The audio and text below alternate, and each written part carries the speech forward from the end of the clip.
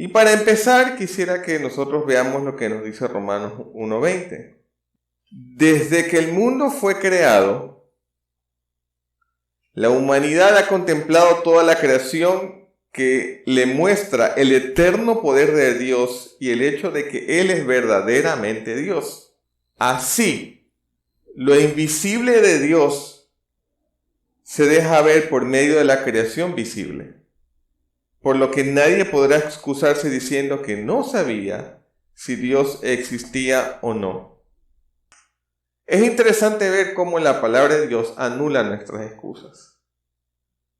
Tanto así que, como aquí lo dice claramente, desde que el mundo fue creado, el poder de Dios se hace evidente en las cosas que Él hace, en todo lo que vemos a nuestro alrededor, en ver cómo el universo mantiene un orden, cómo pese a que hay tanto movimiento, que todo se mueve y tantas cosas, aún así, todos los días el sol sale para todos y de igual forma vemos cómo mantiene un orden, cómo inclusive hay estaciones, cómo hay temporadas, cómo la misma creación nos permite a nosotros poder disfrutar de cosas tan, se podría decir, para nosotros triviales, pero que sin embargo Dios las ha permitido para que disfrutemos. Imagínense, por algo la comida tiene distintos sabores. Porque imagínense si todos supieran lo mismo. Pero sin embargo, no solo que Dios permite que comamos para alimentarnos, sino que también podamos disfrutarlo. Es increíble cómo, por ejemplo, hasta la misma respiración, algo que es algo tan inconsciente de nosotros todo el tiempo, es tan importante no solo para subsistir, o sea, por ejemplo, para vivir todos los días, sino que cuando uno hace ejercicios de respiración, tiene efectos tan positivos en el organismo y con algo que es tan, digamos, inconsciente para nosotros, pero que si uno hace que si uno inhala, exhala, que retiene, tanta cosa, tiene beneficio para el organismo. Y porque eso precisamente es parte de la creación. Porque el aire, ¿quién lo creó? Entonces, Él mismo lo creó. Entonces dice que lo invisible de Dios se deja ver por medio de la creación visible. Muchas veces decimos, a Dios no lo puedo ver. ¿Cómo puedo creer en quien no veo? ¿Ok? Tal vez a Él, ¿ya? No lo puedes ver como tú consideras que lo podrás ver. Y el problema es que pensamos como que si Dios fuera otro hombre. Pensamos, pero si yo no lo veo, o sea, no lo veo como te veo a ti, como no lo veo. Pero ¿y dónde está toda la creación? O sea, no podemos tratar de meter a Dios en nuestra mente finita, porque Él es un Dios infinito. Entonces, Dios tiene sus características. Él es Dios. Pero a veces nosotros lo vemos dependiendo de la imagen que tenemos de Él. A veces tenemos una imagen que el 99.99% de las veces es una imagen errónea. Y es una imagen que tenemos errónea de Dios. ¿Por qué? Porque no le hemos conocido como Él verdaderamente es. Y ya vamos a detenernos un poco más en esto, pero es la clave para poder nosotros entender realmente cómo es Él. Tener la imagen correcta. Erwin Cole dijo, la primera cosa más poderosa que se puede hacer es una imagen. Lo segundo más poderoso es destruirla.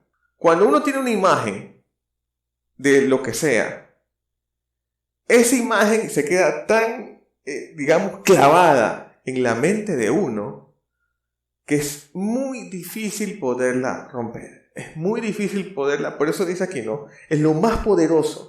Porque la imagen que uno tiene va a llevarlo a sus creencias. La imagen que uno tiene de Dios es lo que va a fundamentar sus creencias, lo que yo creo de Él. La imagen que yo tengo de una familia es lo que va a fundamentar lo que yo creo acerca de una familia. Por eso en estos días hay un ataque tan fuerte hacia la familia. ¿Por qué? Porque hay una imagen errónea.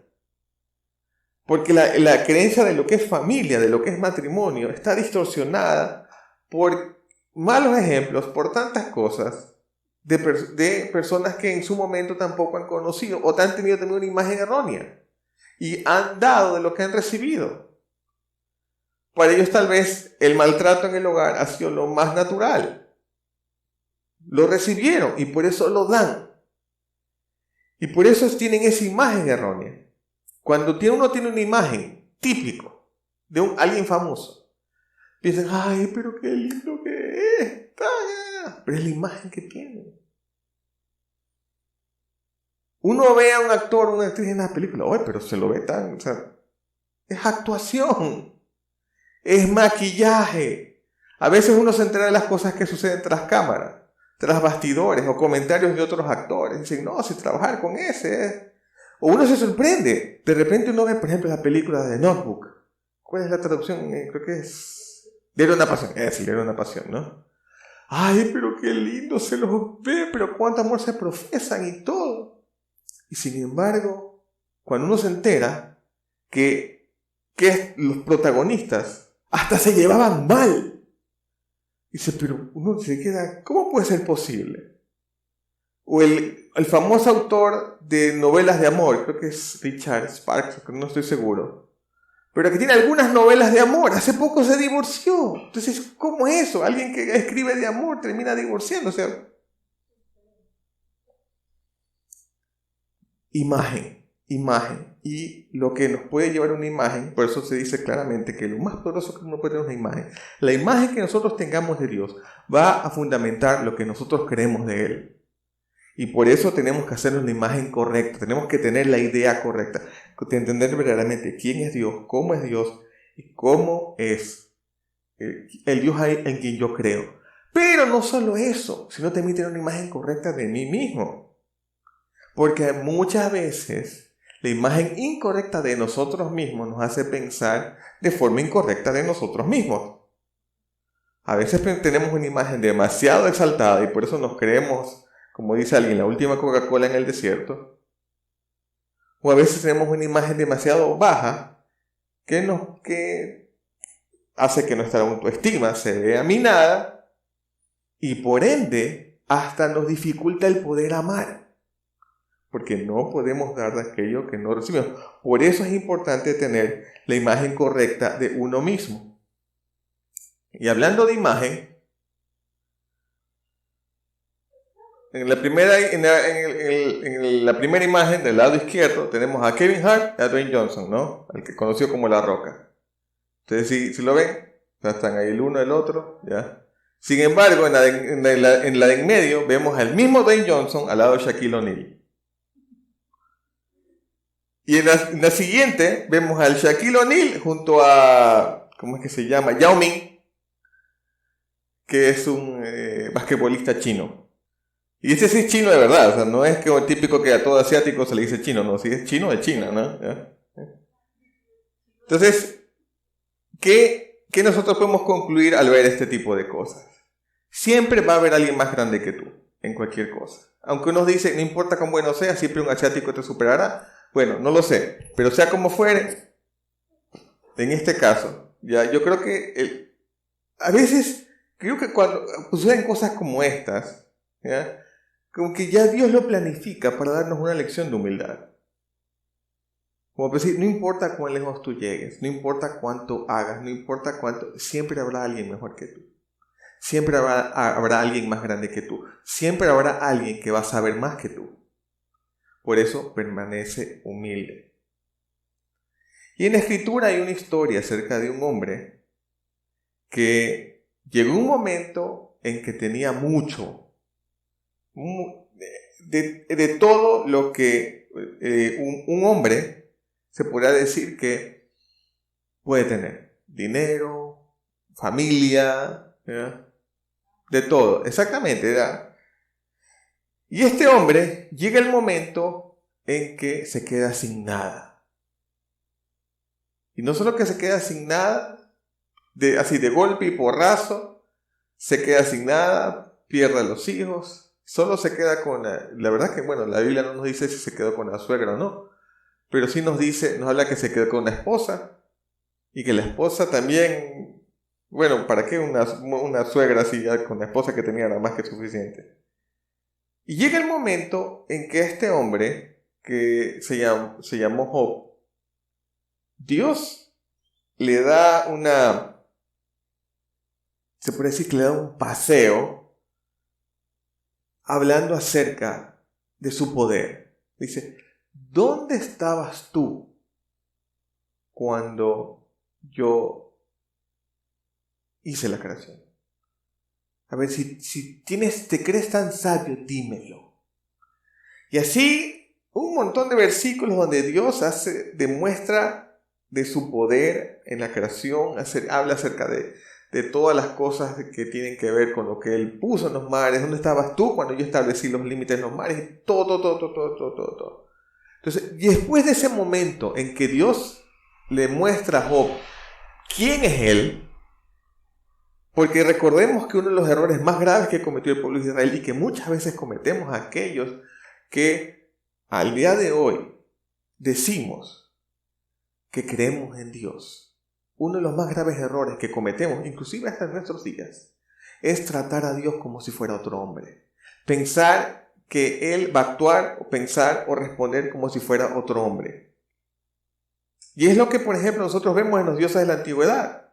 Uno lee la mitología griega y uno lee acerca de Zeus. Zeus era todo un picarón. Era así, ya, porque uno lee que tenía esposa y amantes y todo, y creo que hasta amantes no solo del sexo opuesto, ¿sí? Era una cuestión tremenda, ¿sí? Era una cuestión, pero sí, y eso y es lo que se conoce, ¿no? O sea, versos y en el caso de Zeus, ¿sí? No, la verdad que Zeus era terrible, tremendo el muchacho, que parecía algo así como la tortuga Diego en las Galápagos, que es descendiente por todas partes. Y el asunto es que, ¿por qué? Porque se lo empiezan a ver como otro hombre.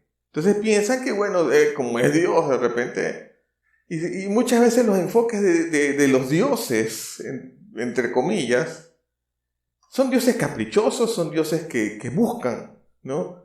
En cambio, Dios no necesita nada de eso. O sea, Dios no solo que todos los días nos honra con el mismo hecho de poder disfrutar de su creación, sino que Él no necesita, yo no necesito de sus cosas. Si ustedes me adoran, es porque es lo mejor para ustedes. Y yo me agrado cuando es adoración de verdad. Es como cuando uno escucha esta canción del tamborilero de Navidad, ¿no? Que algunos dicen, no, que Navidad, que no sé qué, que no está en la Biblia. Pues es verdad que no está en la Biblia. Es verdad que la Navidad no está en la Biblia. Pero es un momento donde estamos recordando que tenemos un Salvador y que Él vino. Entonces yo sé que, por ejemplo, en la canción del tamborilero que dice que voy a tocar mi tambor para ti, para el Señor. Y dice, hice lo mejor para ti. Y Él me sonrió. Y que el Señor le sonrió. Porque cuando nosotros hacemos lo mejor para Dios, Él nos sonríe.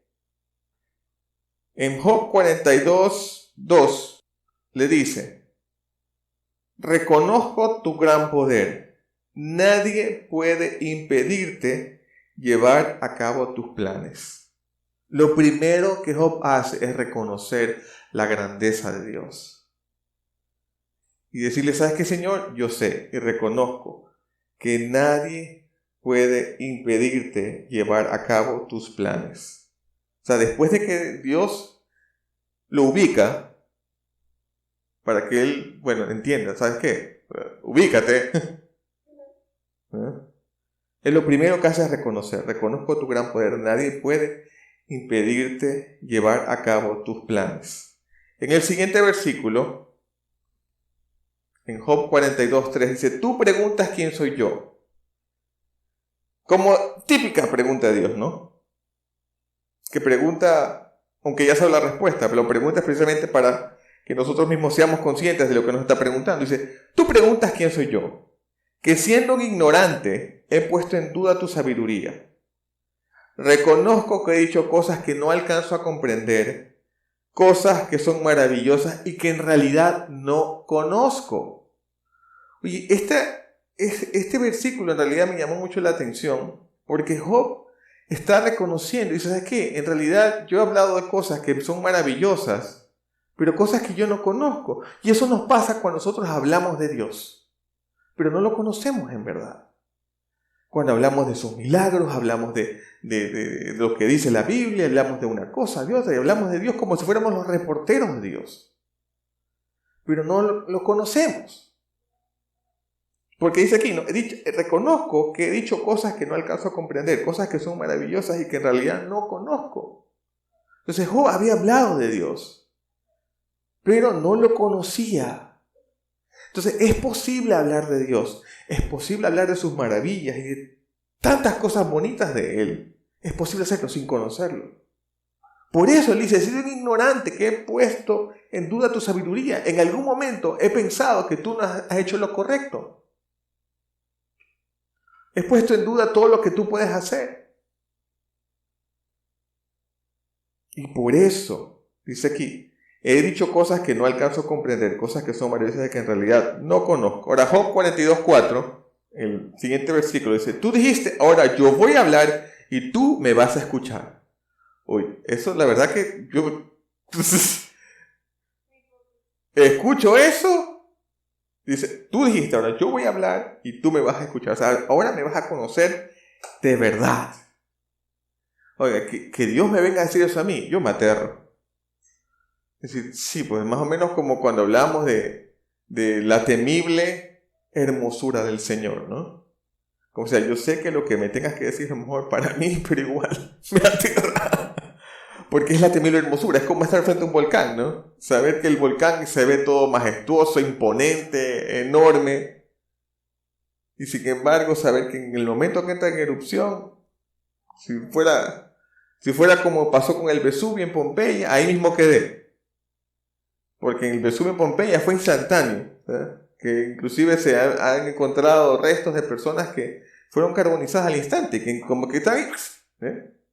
Entonces, porque así pasó, por el flujo de gases que fue así, que fueron gases que carbonizaron instantáneamente a las personas, no tuvieron chance de nada. Sí, no cenizas, sino que se quedaron así como estatuas en lo que estaban haciendo en ese momento. Ajá. Entonces dice, ahora voy a hablar y tú me vas a escuchar, ahora me vas a conocer de verdad. ¿No? Y es interesante porque cuando Dios se muestra, o sea, después de todo lo que Él dijo, después de haber un poco expuesto su currículum como Dios, le muestra su amor. Tanto así que lo que dice Job en el versículo siguiente es algo revelador y que yo creo que nos muestra claramente lo que pasa a nosotros cuando reconocemos de verdad a nuestro Señor Jesucristo como Señor y Salvador. Dice, lo que antes sabía de ti era lo que me habían contado, pero ahora mis ojos te han visto y he llegado a conocerte. Así que retiro lo dicho y te ruego me perdones. Dice, lo que sabía antes de ti era lo que alguien me había dicho. No era lo que yo creía. Era lo que me habían contado. Y esto es lo que pasa tantas veces. Muchas veces pasa que las personas hacen lo que les dicen que hagan. No, que sí, que yo hago porque tal hombre de fe me dijo que lo haga. Dice, Eddie, lo que yo sabía de ti es lo que me habían contado. Pero ahora yo te estoy experimentando personalmente. Ahora mis ojos te han visto y he llegado a conocerte. Así que retiro lo dicho y te ruego me perdones. Te ruego me perdones, le dice aquí claramente. Me arrepiento, dice en otra versión. Porque el arrepentimiento no es otra cosa que el cambio de dirección. No es el hecho de echarse golpes de pecho y pensar, oh, que sí, que ya. No, dice, retiro lo dicho y te ruego me perdones. Me arrepiento. Tomo la decisión de cambiar de dirección. Porque el arrepentimiento no es el hecho de estar ahí dándose golpes de pecho o pensar, ay sí, qué malo he sido, que no sé qué, y ponerse a chillar y tanta cosa. El arrepentimiento es una maldición. O sea, estoy mal, necesito cambiar. Independiente de lo bueno o lo malo, Job reconoció que necesitaba un cambio. Por eso le dice, yo ahora te ruego que me perdones y de ahora en adelante decido caminar contigo todos los días de mi vida. Hace poco en las noticias se dio el caso de, creo que fue en Esmeralda, si no me equivoco, que una estatua, o sea, sí, que la estatua de Cristo Redentor se fue de oreja. ¿Ya? Que por el fuerte viento, ¿y qué pasó? Por un lado, hubo algunos que dijeron, ay, el inicio de una desgracia, que sí, que... porque justo coincidió con la luna noche con galo lunar. Justo coincidió. Y para colmo, 31 de octubre. Peor aún. ¿Ya? Que sí, que la... Y estoy seguro que si de repente llegase a haber un temblor fuerte en estos días, sí ven, eso fue, ¿verdad? Porque Cristo Redentor se fue de oreja. Eso por un lado. Y por otro lado, hay algunos también que dicen, no, pues, mi Dios no es como ese que se va de oreja con el viento. O sea, Dios no necesita bravuconear. Como que, sí, no, Él no lo necesita. O sea, esas cosas son tonterías. Porque si yo me pongo a decir, no, el Dios en el que yo creo no es como ese Dios que el viento lo tumba. ¿Acaso eso va a hacer que la gente que no cree en Dios, que no lo ha conocido de verdad, que no tiene la oportunidad como Job de decir, ahora mis ojos te ven? ¿Acaso eso va a motivarlos a cambiar? Ay, sí, no, el Dios que creo. No. Antes por el contrario, la reacción es totalmente contraria a lo que en teoría se busca. Ay, sí, claro, porque sí, ya tú te crees el muy espiritual, te crees el muy santo y tanta cosa. Dios no es débil. Hace algunos días sucedió algo interesante. Y lo llamo interesante por no conseguir otro adjetivo. Los que conocen saben que yo procuro cuidar las cosas. Dicen, pero ¿por qué tú cuidas las cosas? ¿Acaso porque te aferras a las cosas? No es porque me aferre a las cosas. Sino que sencillamente hay dos motivos por los cuales busco cuidar las cosas. En primer lugar, porque soy administrador, porque no es mío. Todo le pertenece a Dios. Entonces, en primer lugar, soy administrador. Como administrador, debo ser cuidadoso. Y en segundo lugar, porque ya en el momento que me toque bendecir a alguien, que lo que ya usé, dárselo a alguien más, voy a procurar darle lo mejor. O sea, voy a bendecirte con algo que he usado, que tenga algo, que reciba algo en buen estado, no hecho pedazos. Entonces, así de simple. O sea, básicamente es por eso.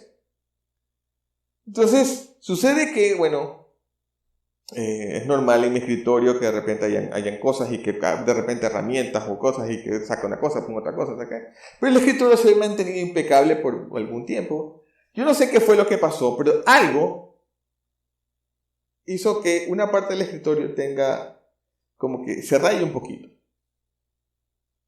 Y al rayarse ese poquito, obviamente un pedacito de su película protectora se salió. Y quedó un hueco ahí. Un hueco chiquito. El escritorio en toda su extensión se veía con ese hueco chiquito que, como quien dice, contrastaba en medio de su gran digamos, extensión. Ahora, ¿el escritorio dejó de ser de escritorio? No. ¿Dejó de funcionar? No. Pero solo ver ese hueco, de repente que estaba ahí trabajando en algo, y lo veía ahí. Y lo volví a ver. Y lo volví a ver. Y yo, no, esto no puede ser posible. Entonces, ¿qué hice con el hueco? Lo cubrí, lo tapé. ¿Ya? Entonces, y ya obviamente ya no es algo que me quite el sueño. Y yo sé que en algún momento, el escritorio sigue siendo escritorio y de repente tal vez se lo pueda arreglar de alguna otra forma. Pero ¿qué lección obtuve yo de todo eso? Que puede ser que nosotros tengamos una vida, entre comillas, ejemplar. Pero por muy ejemplar que sea nuestra vida, en algún momento nos vamos a equivocar. Y Dios lo sabe. Y por eso es que necesitamos a alguien que nos cubra. Y Él es el que nos cubre con su amor. Y no solo que nos cubre con su amor, y no solo es que nos tapa el hueco, sino que lo hace todo nuevo. Para de esa manera nosotros poder ser renovados. Esa es una lección que pude aprender con eso. De que Dios nos cubre con su amor. Y que es ese amor el que debe demostrar cuando nosotros queremos hablar de Él. Es el amor de Él el que se debe demostrar. No tratar de demostrar con argumentos que el Dios en el que creemos es el Dios verdadero. Porque no es necesario. Leímos al principio. La creación ya la por sí sola. Ahí no hay excusa. No hay necesidad de hablar más. Ya Él lo hizo todo, lo dijo todo. Ya Él está en su espíritu, que es el que convence de pecado. No porque yo diga mucho, quiere decir que la persona va a decir, ay, así, necesito arrepentirme de mis pecados. No. Es el Espíritu Santo el que da la convicción. No, son mis palabras. Porque ¿qué va a pasar? Si de repente las personas se convierten solo por mis palabras, va a pasar lo que dijo Job. Simplemente lo que había escuchado de ti y lo que había escuchado de ti lo repetí. Pero ahora que te conozco en verdad, ya mis ojos pueden verte. Y no solo se refiere a los ojos físicos, ¿no? Sino a los ojos del corazón. Ahora mis ojos te ven. Y como ahora yo te veo y te conozco de verdad, me arrepiento y decido cambiar porque necesito ese cambio. Es interesante ver cómo hay personas que por sus convicciones de fe se creen superiores. Se sienten moralmente superiores. Y yo la verdad es que no entiendo cómo es posible que eso se dé. Si ni el mismo Señor Jesús permitió que eso lo hicieran con Él. Vamos a ver lo que dice Lucas 18, del 18 al 19. Uno de los jefes judíos le preguntó, Maestro bueno,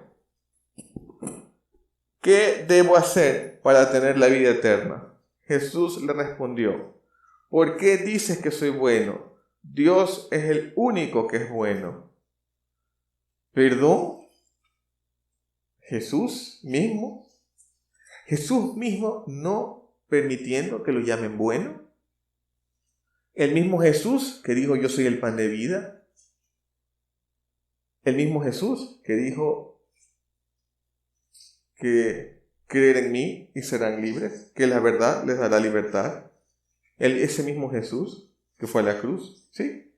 El mismo Jesús nos dándonos ejemplos que mientras es humano, uno se puede equivocar. Por eso Él no permitió que lo llamen bueno. Dijo, bueno, solo es Dios. Y viene la pregunta, ¿pero acaso no era Dios? En ese momento, Él se despojó. Y al despojarse de su condición de Dios para ser hombre, en ese momento no estaba en condición de Dios, sino en condición de hombre. Porque dice que Él se despojó. Por el tiempo que estuvo en la tierra, Él se despojó. Y eso es algo que en realidad es tan difícil de entender en nuestra mente humana. Pero sin embargo, Él lo hizo para darnos ejemplo. Y para darnos ejemplo de que mientras somos humanos, mientras vivamos, podemos fallar, podemos equivocarnos, por muy buenos que seamos. Y es lo que yo no entiendo. ¿Cómo es posible que siendo seres humanos nos atrevamos a sentirnos moralmente superiores? El único momento en que ya el Señor Jesús pudo estar convencido de que ya había hecho lo que tenía que hacer fue cuando estaba en la cruz. ¿Y qué fue lo que pasó en la cruz? ¿Qué dijo Él? Consumado es. Lo que vine a hacer se cumplió.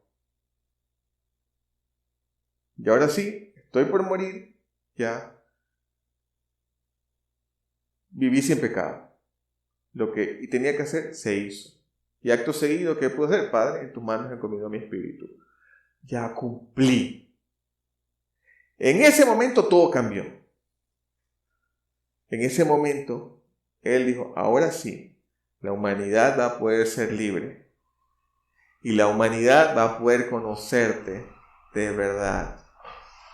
Ahora la humanidad va a poder entender cómo es posible vivir acorde a tu palabra, a tus mandamientos, porque ya yo les di ejemplo, les mostré cómo hacerlo, ahora ellos podrán hacerlo también.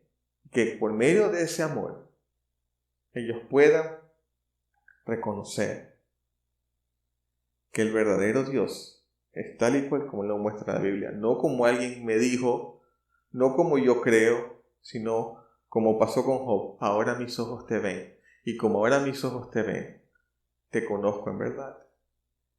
Y como si fuera poco, Job no conoció a Jesús. Job ni siquiera leyó acerca de Jesús. ¿Qué más grande privilegio tenemos nosotros ahora de poder leer acerca de Jesús, poder conocer acerca de Jesús y reconocer cómo Él vivió para darnos ejemplo, para saber que nosotros podemos seguir sus pasos? No para creernos moralmente superiores, porque mientras seamos seres humanos podemos fallar, pero sí podemos ser mejor cada día. Porque en el momento que tomamos la decisión de ser mejores cada día, tal como lo hizo Job, ahora que yo te veo, me arrepiento de las cosas que he hecho y decido cambiar, decido mejorar. No voy a ser perfecto, me seguiré equivocando, pecaré, pero sea como fuere, cada día de mi vida reconoceré que te necesito. Y como te necesito, cada día de mi vida voy a procurar ser mejor para darte la gloria a ti, Señor, porque tú lo mereces. ¿Eh?